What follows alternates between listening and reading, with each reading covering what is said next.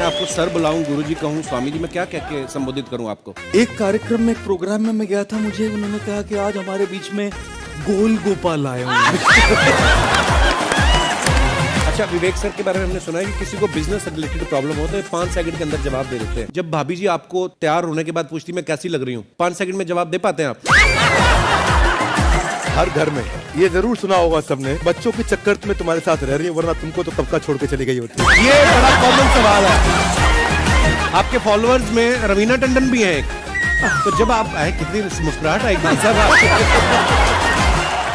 मैंने देखा आपके पास हर समस्या का समाधान होता है, तो ये रही मेरी समस्या।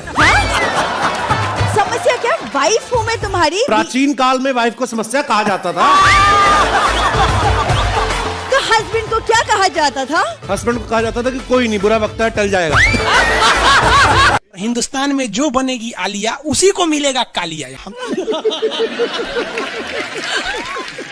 सफेद कुर्ता पहन लेते हैं ना तो लगता है जैसे बतासा में चिमटा घुसा हुआ है। अरे यूपीएससी ना खखोर के पूछता है कुछ हो। अब जैसे किसी को कह देंगे मामा जी तो आराम से समझ में आ जाएगा। कहेंगे हमारे बाप के सार, तो कहेंगे कौन सी बोल रहा है बाप के सार? अरे मामा जी को ही बोला जाता है बाप के सार।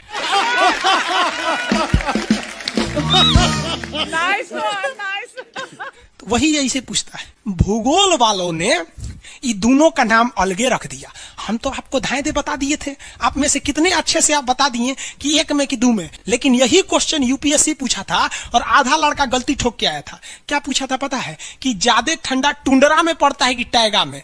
अब लड़का पगला गया, टुंडरा टैगा कौन सी होलो रे भाई?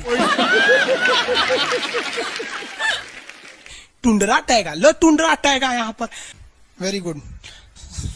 अरे इसमें इमोजी कौन लिख के भेज रहा है? ये सबको हमने बतियाने का आदत लगा है, इमोजी लिख के भेज देता कहीं। आगे लोग कहेंगे इमोजी कौन सी पढ़ेंगे हम? इमोजी लड़कियां बना बना भेज रही है सब। टुंडरा बोल रहे हैं तो अपन फोटो भेज रही है। और दिखाइए। ये इमोजी लिख के मत भेजिए आप लोग। अरे जो लिखना है लिखिए ना, इमोजी भेजता है सब। हिंदी मीडियम वाला तो कई को पता नहीं इमोजी मतलब कौन सी वाला। और जन सियार ऐसा पीला पीला मुखटवा बना रहा तो इमोजी बोला जाता है। ये रेखा बोलिए फटाफट, कौन सी रेखा है बीचों बीच से जा रही है? ये रेखा है विषुवत रेखा। कौन सी रेखा? विषुवत रेखा। हमारा प्यारा भारत ये रहा हमारा सारे जहां से अच्छा। ये हमारा हिंदुस्तान उत्तरी गोलार्ध में है, northern hemisphere of the earth. ये हमारा कौन सी रेखा? विषुवत रेखा। अरे ये क्या हो गया यार? टेक्निकल आदमी नहीं है हम, या नौटंकी कर रहा है। रेखा पे जितने देश है ना वहां के लोग एकदम मंगरैला की तरह काला होते हैं सब। आगे इतना भयानक काला होता है सब कि उनको देखकर हिंदुस्तान का अगुआ भाग जाएगा। दुल्हन की तो बातें छोड़िए, लेकिन जितना सुंदर लड़की होती है सब ना, बहुत सुंदर लड़की, वो देखिएगा जब टेढ़ा लड़का पसंद करती है सब। सुंदर लड़की को बुद्धि पता नहीं कहाँ होता है। एक्चुअली भगवान जो है ना सुंदरता बनाए। देखिए अगर किसी चीज में समय देंगे तो दूसरे चीज से समय काटना पड़ेगा। तो भगवान जिसको सुंदर बनाया ना, खूब सुंदर, तो उसको कुछ ना कुछ कहीं ना कहीं से समय काट लिया। तो जो बुद्धि बना रहा था तो बुद्धि काट लिया। तो जितना देखिए जितना सुंदर लड़की की रहेंगी सर, अजबे सबसे फसल रहती है सर, एकदम खौराइल रहेगा। खूब सुंदर लड़की लेके घूमेगा। आप देखिए ना, एक देख लीजिए ऐश्वर्या राय को, कोना से बिया की हूँ, अभिषेक बच्चन। बताइए हम लोग उस टाइम खा लिए थे लोग। और दिखाइए। हाँ अजब हाल है भाई। तो वही हो गया। तो यहाँ पे जितना मिलेगा सब ना, सब का सब मिलेगा सब काला काला। और हिंदुस्तान में जो बनेगी आलिया उसी को मिलेगा कालिया। यहाँ कश्मीर में खूब ठंडा, कश्मीर की कली, वाह वाह, समझा गया। वहां कोई फेयर एंड लवली की जरूरत नहीं है। कश्मीर के लड़का लड़की सब गोरे होते हैं लोग। और नीचे दक्षिण भारत में देखेंगे तो सब झौंसल मिलता है सब। कुछ कुछ हीरोइन गोरी हो जाती हैं सर। अब बाल्टी में सोचो फेयर एंड लवली घोर के में नहा लेगी तो गोर ना हो जाएगी सर। सब भूगोल का नियम काम नहीं करता है यहाँ पर। समझ में आ रहा है कि नहीं आ रहा? तो साउथ के लोग काले क्यों होते हैं? अब भैया साउथ वाले लोग बुरा नहीं मानिएगा, और काला होना बुरा क्या? हम खुद काला है, हम क्या दूसरे को बोलेंगे? हम सफेद कुर्ता पहन लेते हैं ना तो लगता है जैसे बतासा में चिमटा घुसा हुआ है। आपको फिर बताए ना, जितना काला रहता है उसको कैसा मिलती है सब। हाँ चलो ध्यान से देखो इधर। यहाँ समझिए, आप समझ में आया? कश्मीर के लोग गोरे काय होते? अच्छा, कश्मीर से तो ज्यादा गोर चाइना वाला होगा सर, ओसे गोर तो रूस वाला होगा सर। ऐसे रूस वाला को देखेंगे ना, व्लादिमीर पुतिन को देखिएगा तो लगेगा जैसे छीलल मुर्गी है। अंग्रेज सबको ऐसे कर देता है सो तो खून दिखने लगता है यहाँ पे लाल लाल। समझा कि नहीं? क्या भूगोल कितना इजी है ना? इजी नहीं है, बकलोल कहेंगे इजी नहीं लग रहा है इसको। सुतल है। आगे बढ़े तो जितने लोग विषुवत रेखा के करीब वाले हैं वो होंगे काले, बीवी में रहेगी गोरी। और जो ये कोई भूगोल का नियम नहीं है रे भाई। और दिखाइए। बस खत्म। टफेस्ट एग्जाम है इंडिया का, यूपीएससी। उसकी 2.5 लाख की फीस को हम 7,500 में कर दिए। बहुत बढ़िया, बहुत बढ़िया, वेरी गुड। ऐसे हम लोग को लगता होगा 7,500 बहुत कम है। एक लड़की ने कहा कि सर शाम वाले बैच को ना मॉर्निंग में कर दीजिए। हम कहे बाबू तो इतना सबके इंडिविजुअल से तो बैच ट्रांसफर नहीं, क्या प्रॉब्लम है? उसने कहा ना शाम में हमको दूसरे के यहाँ बर्तन मांजने जाना होता है। एक लड़का बेचारा नदी से बालू निकालता था और वो बालू को भरता था, फिर नाव बालू को किनारे लेके बेचती थी, और वो बालू भरता था, उससे मेरी फीस ले आया। हमारा हाथ कांप गया, हम कैसे फीस ले लेंगे यहाँ पर? उसी दिन हमने ये प्रण लिया था कि भारत का कोई भी बच्चा उसके सफलता में पैसा उसकी बाधा नहीं बनेगी, चाहे उसको जितना भी पढ़ना रहे।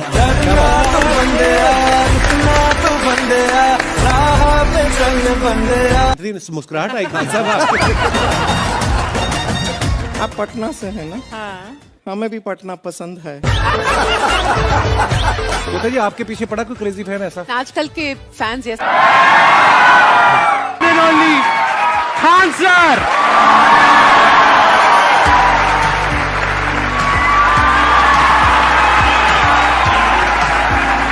क्या हाल चाल जी, कैसे हैं आप? सीरियल तो और ससुरा चौपट रहता है। देखो सीरियल में समझे में नहीं आता। अच्छा एक चीज कभी गौर कियो, सीरियल में ना हीरोइन जो होती है सब, यानी जो उसमें वो लीडिंग कैरेक्टर में होते हैं सब। आदमी सीरियल में झुंझुन्ना रहता है। आप सीरियल को ध्यान से देखिएगा, आदमी का रोल क्या होता है। जैसे सीरियल चालू होगा, आदमी को शीशा के सामने टाई लगाते दिखाया जाएगा,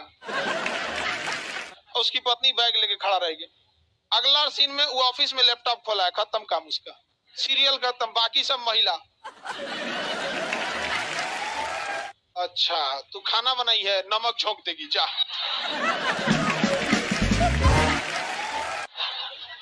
आदमी का काम खत्म, बस लैपटॉप खोलो, टाई लगाओ, खत्म कहानी। बाद में आएगा घरे तो देखेगा मम्मी अलगे मुंह फुलाई है, पत्नी अलगे रो रही है, परेशान रहता है। तो सीरियल में तुम तो मेल का कैरेक्टर देखना, बेचारा इसको लिया क्या है, चुपचाप बेचारा एकदम नहीं, जाता के बीच में अनाज पिसा जाता है। समझ में आ गया कि नहीं आ गया? सब बेचारा पिसा जाता है यहाँ से। किसी को दिक्कत? आप लोग भी पिसाइएगा। इसलिए डे 1 से आप लोग हमारी बात को याद रखिएगा। डे 1 से पहले दिन से तुम लोग एकदम समझ में आता है। तुम्हारा उम्र कितना है रे अभी? तो तुम बोल दिया, पूरा क्लास का माहौल खराब करके रख दिया। टैडी दे, टैडी दे, पीछे घूम, पीछे पीछे उधर।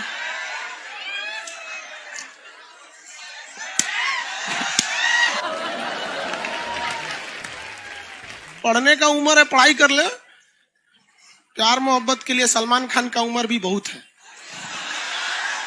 और जिसको तुम दिन रात पीछे पड़ता है ना, सलमान खान बुढ़ौती में उसको 2 मिनट में फंसा लेगा।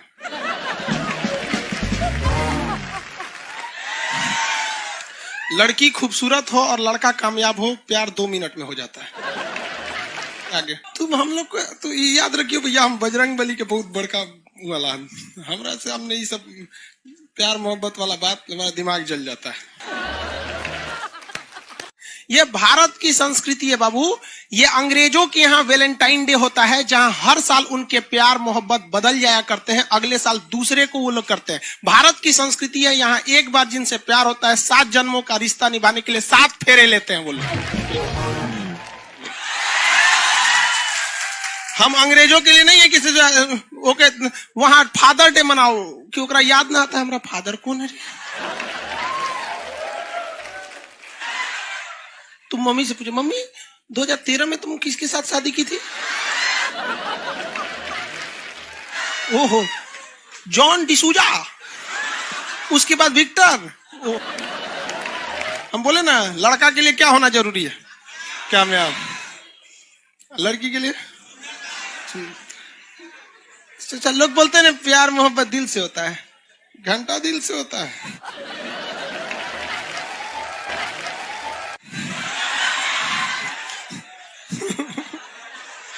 अगर प्यार दिल से होता तो सारा ब्यूटी पार्लर बंद हो चुके रहते।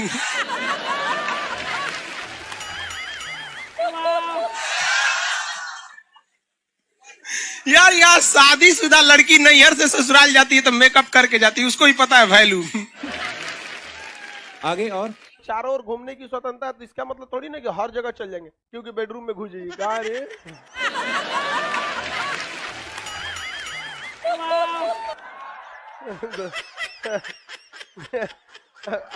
आज जाके कह दीजिए खान सर बोले थे चारों ओर घूमने की स्वतंत्रता, के कचर के मारेगा आपको।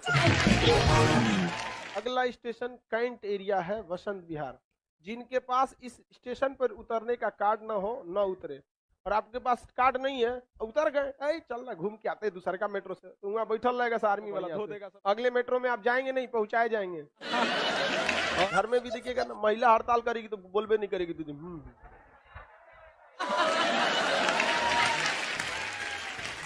सुपनेखा भी तो महिला थी, नहीं थी?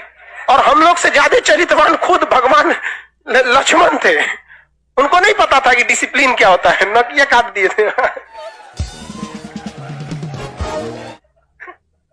सुपनेखा का नहीं पता है।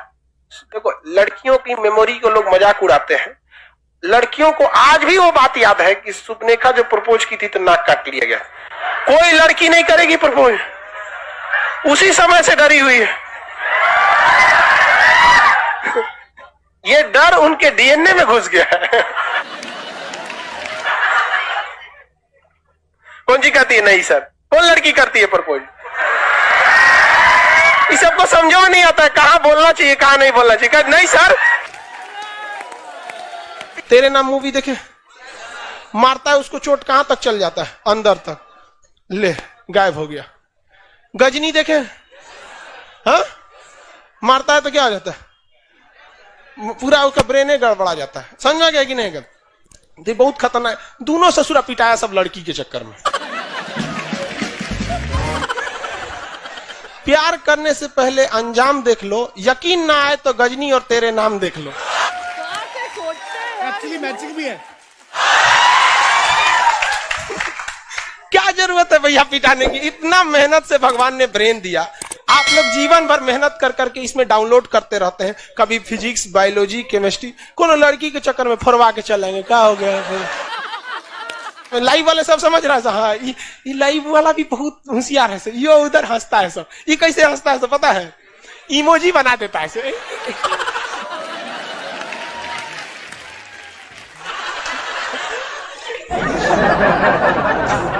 डिजिटल इंडिया में भी हंसी नहीं बर्दाश्त होती, गुस्सियाएगा तो लाल रंग का भौकाल बना दी गई।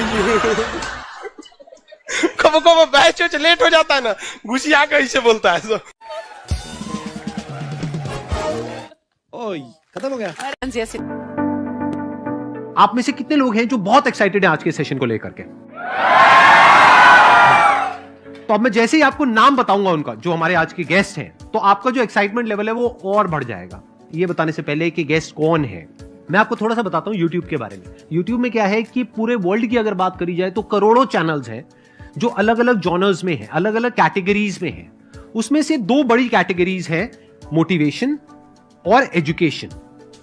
पूरे वर्ल्ड में जो वर्ल्ड का नंबर 1 मोटिवेशन चैनल है वो मेरा है, और जो वर्ल्ड का नंबर 1 एजुकेशन चैनल है किसी इंडिपेंडेंट क्रिएटर का, वो उनका है, जो कि हमारे गेस्ट हैं। उनके 17 मिलियन से ज्यादा सब्सक्राइबर्स हैं। Please give an energetic and warm welcome to the one and only Khan sir.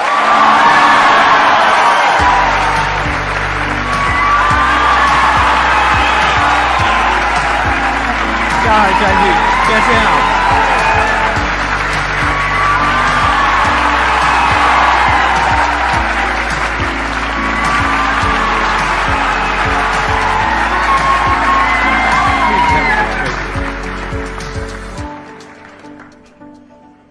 इससे पहले कि ऑडियंस आपसे कुछ पूछे या इंटरेक्ट करे, मेरे माइंड में एक क्वेश्चन है आपके लिए जी। जो बच्चे हैं वो आपके इतने दीवाने क्यों हैं, इतने पागल क्यों हैं आपके पीछे? मतलब मेरे कमेंट सेक्शन में भरा पड़ा था, खान सर कब आएंगे, खान सर कब आएंगे।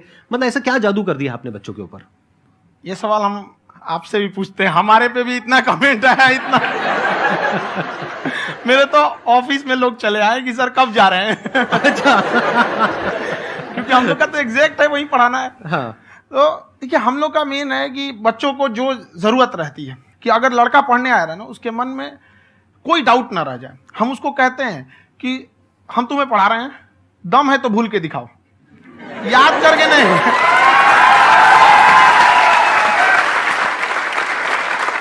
प्लस आप जिस प्राइस पॉइंट पे पढ़ा रहे हैं, आई थिंक वो सबसे कम है, वो बहुत ही कम है। सर, ये जो फीस का कल्चर है, ये हमारा इंडियन कल्चर नहीं है। हमारा इंडियन कल्चर गुरु दक्षिणा है, उस हिसाब से वो सही है। ऑक्सीजन जैसे जिंदगी के लिए जरूरी है, वैसे एजुकेशन जरूरी है। कोई ये नहीं कह सकता है कि पैसे की वजह से वो खान सर के यहां से लौट गया। क्या बात है।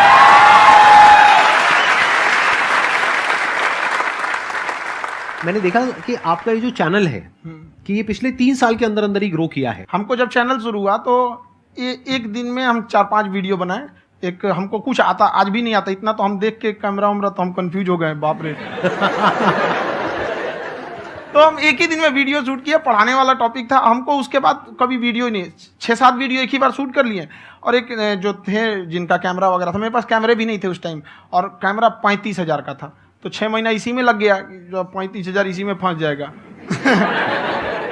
तो उनके कैमरे से शूट किए, उन्होंने कोई चार्ज लिया, उसके बाद हम छोड़ ही दिए। लॉकडाउन लगा, तब हम कहें आप कैसे पढ़ाएंगे, वो तो 1 दिन 2 दिन करते करते अचानक लंबा हो गया। तब हमको याद आया कि ओहो, मेरा एक चैनल भी है वहाँ पे।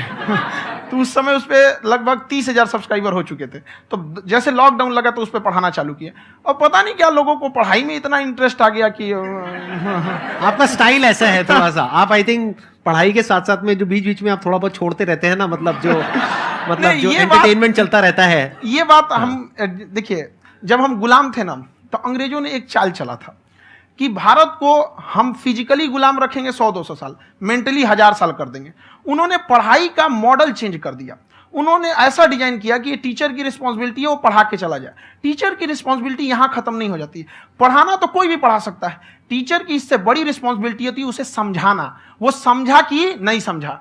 अगर लड़का आपके समझाने के बाद डाउट रह गया तो ये आपकी गलती है। लड़का हमसे पूछता है, सर इतनी भीड़ है आपके पास, तो कहते सर डाउट कैसे पूछेंगे? हम कह रहे यार तुम्हारा डाउट बचेगा तब ना पूछेगा तुम डाउट यहाँ पे।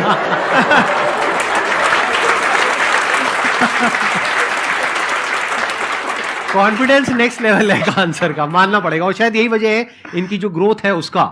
किसी ने शायद सपने में भी नहीं सोचा होगा कि पिछले 2 साल के अंदर अंदर जो आपके चैनल की ग्रोथ हुई है, जैसे आप खुद ही बता रहे हैं कि लॉकडाउन के टाइम पे आपके 30,000 के करीब सब्सक्राइबर्स थे, आज की डेट में 17 मिलियन है। और मेरा एक क्वेश्चन और है, इससे पहले कि ऑडियंस में से आपसे कोई क्वेश्चन पूछे, कि कई बार आप ऐसे भी टॉपिक्स टच करते हैं जो थोड़े से कंट्रोवर्शियल हैं या थोड़े से सेंसिटिव हैं, जिसके ऊपर बात करने की हिम्मत आई थिंक बहुत ही कम लोगों में है। तो आपको कभी ये नहीं लगता है कि कहीं ज्यादा तो नहीं हो रहा है, इसको थोड़ा रोक देते हैं, थोड़ा कम कर देते हैं? क्योंकि कोई लाइन ही नहीं है वैसे तो बोलने को, तो आप कुछ भी बोल दो, कितना भी बोल दो। हुई है कंट्रोवर्सी बहुत बार। एक्चुअली बचपन से हमको फौज में जाना था, और फौज वालों के लिए ये सब मायने नहीं रखता। उसको करना है मतलब करना है, तुम सामने कुछ भी रहो, डजंट मैटर।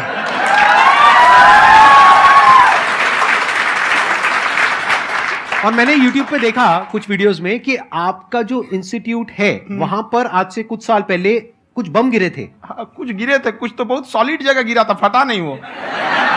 मतलब आपके आसपास? हाँ, बम को भी पता है कि टीचर की इज्जत किया जाता है। क्या बात है, क्या बात है। मैं समझ पा रहा हूं कि ये आपके अंदर जो एटीट्यूड है ये कहां से आ रहा है, क्योंकि आप बचपन से ही फौज में जाना चाहते थे, तो आप जंग के मैदान में ही खड़े हैं एक तरीके से। बस फर्क ये है कि आपके हाथ में कलम है, हथियार ना हो करके। हथियार से एक आदमी की जान जा सकती है, हाँ। कलम से बहुत ताकत होता है। शिक्षा एक ऐसा हथियार है ना, हर कुरीतियों से लड़ सकता है, हर तरह की समस्याओं से। और ये एक ऐसा हथियार है, मेटल डिटेक्टर में भी नहीं पकड़ाता है।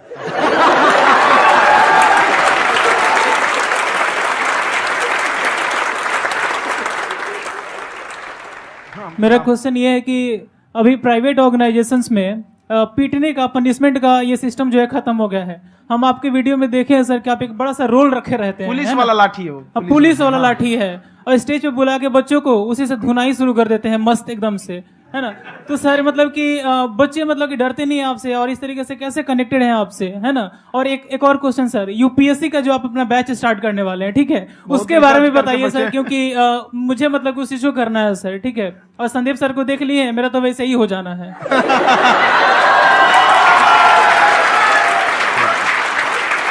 क्या हो जाना है? मेरा पूरा कंप्लीट करो। I'll be an IAS officer next year because I have seen you, sir. My day is like complete, sir. All the best. Thank you so much, sir. Thank you. पूरा बोला करो। Thank you. देखिए, लड़कों को जहां तक पीटने की बात है, जब पढ़ाने की बात आएगी तो उसको हम पूरे बेहतरीन ढंग से पढ़ाएंगे। लेकिन जब सजा देने की बात आएगी ना, तो वो भी बेहतरीन ढंग से होगा। ऐसा थोड़ी होगा कि बस एक ही चीज बेहतरीन ढंग से होगा। और डर का होना बहुत जरूरी है। ये डर भी अपने आप में एक मोटिवेशन है, क्योंकि जब आपके अंदर एक थोड़ा सा डर रहे ना, तो डर के भागिए मत। एक ऐसा डर जिसको आप लगे कि नहीं नहीं थोड़ा सा और करने की जरूरत है, फिर तो ये हम इसको क्रॉस कर जाएंगे आप। तो लड़कों के अंदर ये डर बनाना भी जरूरी रहता है। और रही बात यूपीएससी वाले की, जो आपने बोला, बहुत सारे लड़के वेट कर रहे हैं यूपीएससी की, क्योंकि 2-2.5 लाख फीस सारे लोग एफोर्ड नहीं कर सकते। और हमारा वही रहता है, हम तो ज्यादातर हमारे स्टूडेंट देखेंगे तो किसी के रिक्शा वाला, सब्जी वाला, यही लोग, इनको तो 2.5 लाख रुपया इनके पास पूरी संपत्ति नहीं होती है, फीस कहाँ से भरेंगे वहां पे, उसके बाद रहेंगे कहाँ से। तो ऑल ओवर इंडिया से, कश्मीर से कन्याकुमारी तक, गरीब से गरीब भी लड़का उसको पढ़ सकता है। यही कुछ 1000 रुपये मंथली, 12-14 हजार साल का पड़ेगा, खत्म हो जाएगा इतना में।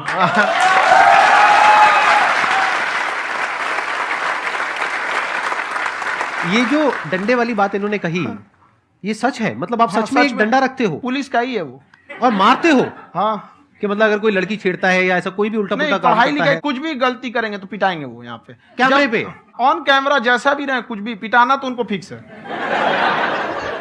एक तो कोई मतलब विधायक जी थे, उनके लड़का को पीट दिए, तो चला दल बल लेके अपना वहां पे। उसने घर पे नहीं बताया था कि सर ने पीटा है, बस बोल दिया कोचिंग में पीटा है।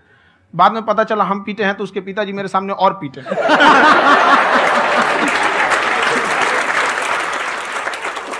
सर आपका सबसे बड़ा डर क्या है आप दोनों का? फौजी को डरे नहीं लगता है। बाकी अफसर से पूछिए।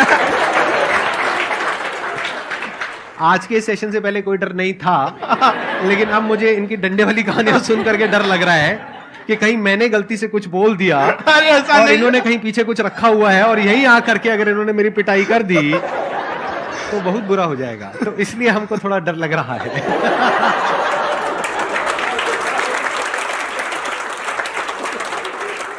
आपकी डेली कितने घंटे क्लासेस होती हैं?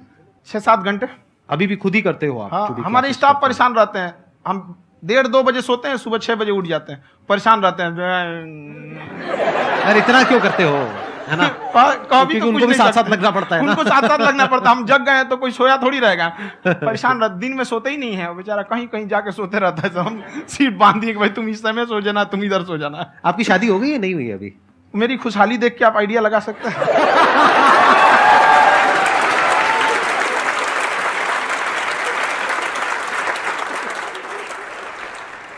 First of all I would like to say sir thank you so much to you and to your team कि आपने मुझे यहाँ आने का मौका दिया। एंड सर अब तक मैंने आपको सिर्फ फ़ोन या लैपटॉप में ही देखा है दोनों को, आज फर्स्ट टाइम लाइव देख रही हूँ तो बहुत अच्छा लग रहा है। तो मेरा क्वेश्चन ये है सर आपसे, जब हम लाइफ में कोई डिसीज़न लेते हैं कि हमें ये पर्टिकुलर चीज़ करनी है, और क्योंकि हम डिसीज़न लेते हैं तो हमारी आदत है कि पहले हम 4 लोगों से पूछते हैं कि तू बता तेरी क्या राय है, तू बता तेरी क्या राय है। तो उनमें से अगर कोई हमें कह देता है कि ये बेकार डिसीज़न है मत कर, तो हमारा माइंड कहीं ना कहीं डाइवर्ट होने लगता है और उसकी वजह से हम अपना डिसीजन चेंज कर देते हैं। तो मेरा क्वेश्चन ये है कि कैसे हम अपने डिसीजन पे स्टिक रहे, कैसे हम जो दूसरे के ओपिनियन है उनको अफेक्ट ना होने दें अपने ऊपर। दूसरे से सलाह लेने से पहले एक बार खुद उस पर रिसर्च कर लेना चाहिए, ताकि आप सामने वाला क्या सलाह दे रहा है आपको समझ में आना चाहिए। यहाँ पर ऐसा नहीं है कि कई बार ऐसे होते हैं कि दूसरे वाले को एक्सपीरियंस होता है, तो अगर आपको पहले से आइडिया है, उसके बारे में आप बेहतरीन ढंग से रिसर्च किए हैं कि क्या इसमें प्लस पॉइंट है, क्या निगेटिव है, उसके बाद आप किसी से सलाह लेने जाइए। ये नहीं कि मन में आया सीधा बताओ, गड़बड़ा जाएगा। तो वहाँ पे पहले आपको R&D करना पड़ता है, समझ में आया कि नहीं। और जिंदगी हो या गाड़ी, जीतेगा वही जो टाइम पे गियर चेंज कर रहा है। तो डिसीजन चेंज करना बहुत ज्यादा गलत नहीं है। इन्होंने बहुत अच्छी बात कही है और मैं इसी बात में थोड़ा सा और ऐड ऑन करूंगा कि ये जो आपने कहा ना कि अपने डिसीजन पे स्टिक कैसे रहें, ये कोई अच्छी क्वालिटी नहीं है, क्योंकि टाइम टू टाइम आपको अपने डिसीजंस को चेंज करना होता है। जैसे आपने 4 लोगों से डिस्कस किया, कोई इंसान कुछ पॉजिटिव बोल रहा है, कोई नेगेटिव बोल रहा है, उससे फर्क नहीं पड़ना चाहिए। डिपेंड ये करता है कि वो जो बोल रहा है उसका बेसिस क्या है। क्या वो किसी नॉलेज या एक्सपीरियंस के बेस पे बोल रहा है या ऐसे ही कुछ भी बोल रहा है? ऐसे ही बोल रहा है तो फिर उसकी बात पे ध्यान क्यों दे रहे हो? अगर किसी नॉलेज या एक्सपीरियंस के बेस पे बोल रहा है, फिर चाहे वो पॉजिटिव बोल रहा है चाहे नेगेटिव बोल रहा है, दोनों ही मायने रखता है। उसके बाद में रिसर्च करनी है और फिर रिसर्च करने के बाद में फाइनल डिसीजन अपना खुद का होना चाहिए। अब वो डिसीजन उससे अलग भी हो सकता है जो आपने पहले लिया था, और वो सेम भी हो सकता है।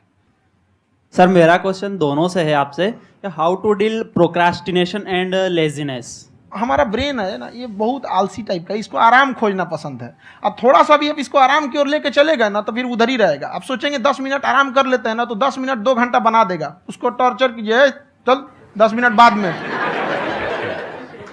उसको आप उस पर हावी में, वो कह रहा है कि हमको आराम चाहिए, आपको हाँ आराम मिलेगा, पहले काम फिर मिलेगा आराम।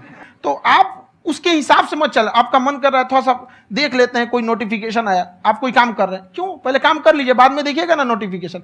आप हावी मत होने दीजिए यहाँ पे। अगर आप 5 मिनट भी थोड़ा सा लूज पड़े ना, थोड़ा सा कमर सीधा कर लेते हैं, 2 घंटा बर्बाद कर दिया आपको। हावी मत होने दीजिएगा उसको अपने ऊपर। प्रोक्रेस्टिनेशन को तोड़ने का एक ही तरीका है, सबसे छोटे लेवल पे ले जा करके उस गोल को तोड़ दो। यानी वो गोल बहुत बड़ा है, उसको ब्रेक डाउन करो, उसके सबसे पहले स्टेप पे आ जाओ कि उसको अचीव करने का सबसे पहला स्टेप क्या है। जैसे गाड़ी चलाना सीखना है, उसका सबसे पहला स्टेप क्या है। अगर घर में कोई नहीं है सिखाने वाला या सिखाने वाली, तो बाहर जा करके जो गाड़ी का ड्राइविंग स्कूल है उधर जा करके पैसे दे दो। अब फंस गए ना तो फंसा दो अपने आप को। दिमाग ये लगाओ कि अपने आप को कैसे फंसाया जाए। जब हम फंस जाते हैं ना तो फिर हमको वो काम करना ही पड़ता है। Then there is no looking back. जब तक आप सोच रहे हो तब तक सोच रहे हो, उसको बोलते हैं पैरालिसिस ऑफ एनालिसिस, कि आप सोचते चले जा रहे हो अपने माइंड में, मैं ये करूंगा वो करूंगा वो करूंगा वो करूंगा, और प्रोक्रेस्टिनेट हो रहा है, वो चीज टलती चली जा रही है। तो उसको छोटे से छोटे लेवल पे ब्रेक डाउन करके उसको कर दो, दैट इज नंबर 1। और जैसे ही करना शुरू करते हो, कोशिश करो कि उसको जब तक कि आप सही से नहीं कर लेते हो उसको छोड़ना नहीं है, तो आपकी लेजीनेस भी खत्म हो जाएगी। कई लोगों को तो हमने देखा जो सप्ताह में कुछ भी नहीं करता, वो भी संडे को आराम कर रहा है।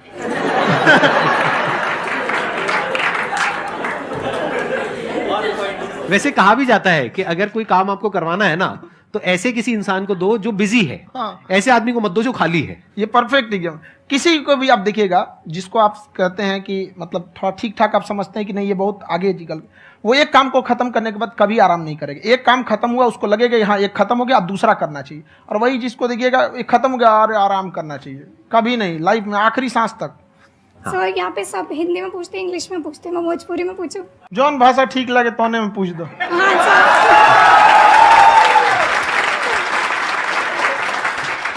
सर ये पूछे के चाहते नहीं कि जैसे हमने के पढ़ाई करी नहीं सर, तो कभी कभी डेली टारगेट्स जो होला वो कंप्लीट ना होला। अगर टारगेट्स कंप्लीट भी होला तो फिर ऐसा इरिटेशन या फिर वो एंजाइटी या फिर कि और करना है या फिर अभी नहीं हुआ, वो चीज हमेशा रहेला, तो वो कम कैसे करल जाए? देखिए टारगेट्स को ना हम लोग को एक अपने हिसाब से पहले फिट करना चाहिए। ऐसा नहीं कि दूसरे किसी इंसान को देख के हम टारगेट फिट कर ले। कोई लड़का 8 घंटा पढ़ रहा है, कोई पहली बार अभी पढ़ना ही चालू किया, उसको देख के 8 घंटा पढ़ेगा तो पढ़ाई छोड़ देगा। तो आप अपनी क्षमता के हिसाब से देखिए कि आप कितना पढ़ सकते हैं। अगर आपने एक घंटे को बना लिया कि हम 1 घंटा पढ़ सकते हैं, अगले 1 हफ्ते तक उसको सस्टेन रखिए। जिम में कैसे करते हैं लोग, पहले दिन उठा लीजिएगा 1 क्विंटल तो हार्ट अटैक हो जाएगा। तो वो धीरे धीरे टारगेट सेट कीजिए और अपनी क्षमता को भी देखिए। हर इंसान की क्षमता अलग है। कंगारू को देख के हाथी छलांग मारेगा, पैर तोड़ के बैठ जाएगा।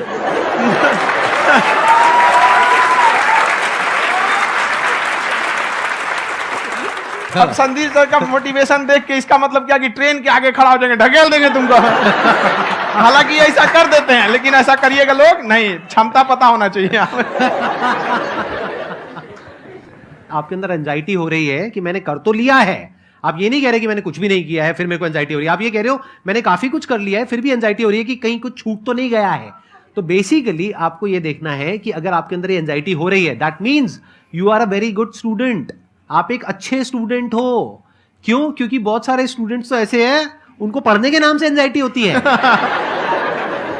तो आपको एंजाइटी हो रही है कि मैंने पढ़ लिया, दिन में मानो 8 घंटे का आपने टारगेट सेट किया और 6 घंटे पढ़ लिया, या मान लो 8 घंटे भी पढ़ लिया, फिर भी एंजाइटी हो रही है कि मैंने 10 घंटे नहीं पढ़ा। तो ये तो अच्छी क्वालिटी है ना, ये तो एक ब्रिलियंट स्टूडेंट की क्वालिटी है, क्योंकि एंजाइटी उसी को होती है जो केयर करता है, जिसको परवाह है, उसी की तो एंजाइटी होती है। जैसे माँ को अपने बच्चे की, जैसे एक माँ को अपने बच्चे को लेकर के एंजाइटी होती है। हंस लो मजाक उड़ा लो मेरा। कोई बात नहीं, एडिट कर देंगे इसको हम। हाँ।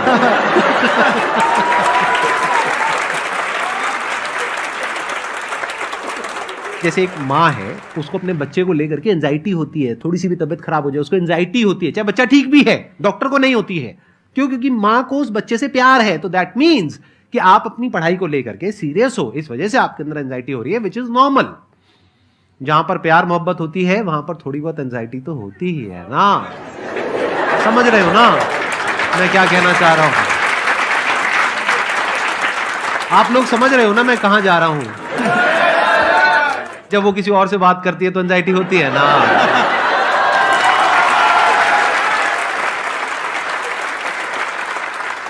सर आपकी स्टोरी हमने सुनी थी, तो एक टाइम आया था जब आप गंगा किनारे जाके बैठ गए थे, उस समय आपको कुछ समझ नहीं आ रहा था, तो उस समय मतलब आपने ये डिसीजन कैसे लिया कि अब आगे नहीं, यहाँ से वापस जाना है? रास्ता ही नहीं था। घर जाने के लिए एटलीस्ट 90 रुपए चाहिए थे, जेब में 40 रुपए थे, कैसे घर जाते हैं? और हम गंगा के किनारे चुपचाप बैठे बैठे हम कहें कि अब बहुत टेंशन हो गया, अब घर जाना चाहिए। रूम पे तो किराए के रूम पे ही आदमी सारे लोग रहते, गए वहाँ पे तो रूम लॉक हो गया था। तुम खटखटाए तो ऊपर से गुस्सा से बोले जो ऑनर थे, क्या टाइम हो गया है? तुम कहे 9-10 बज रहा होगा। घड़ी देखिए तो 2 बज रहा था रात का, 2-2:30 बज गया था वहाँ। टेंशन में आप तो होता है, कई बार ऐसा समय आएगा कि लगेगा जैसे अब कुछ नहीं हो सकता है, तो इससे घबराना नहीं है। कभी कभी गुच्छे की आखिरी चाबी भी ताला खोल देती है। जो बातें आपने बताई कि घर में प्रॉब्लम्स ये तो बहुत लोगों ने फेस करी वहां पर, आप अकेले नहीं है, बहुत लोगों ने ये प्रॉब्लम्स फेस करी, बहुत तरह की प्रॉब्लम्स देखी, बहुत तरह की स्ट्रगल्स देखी, लेकिन वो सब इतने कामयाब नहीं हो पाए जितने कि आप हुए। तो आपके अंदर ऐसा कुछ ना कुछ है जो औरों के अंदर नहीं है, तो वो मैं जानना चाह रहा हूं कि वो ऐसा क्या था जहां से कि आपका दिमाग यहां तक सोच पा रहा है कि मैं पूरे इंडिया में इतने बड़े लेवल का चेंज लेकर के आ सकता हूं, एजुकेशन फील्ड में रेवोल्यूशन लेकर के आ सकता हूं। ये सोचना ही बहुत लोगों के बस का नहीं है। मेरी एक खुद की थिंकिंग, अगर हमको कोई 100 रुपए किसी काम के लिए दिया, हम सबसे यही कहते हैं, तो हम कोशिश करते हैं उसे 200 का रिटर्न दे। अगर कोई हमसे 200 रुपया फीस दे रहा है, 250 दे रहा है, तो हम उसको ये कोशिश करते हैं कि तुम्हें ऐसा लगे कि नहीं भैया हमने 10-20 हजार का पढ़ लिया यहाँ पर, वो ईमानदारी से कभी कमी नहीं। और हमेशा अगर हम प्रॉमिस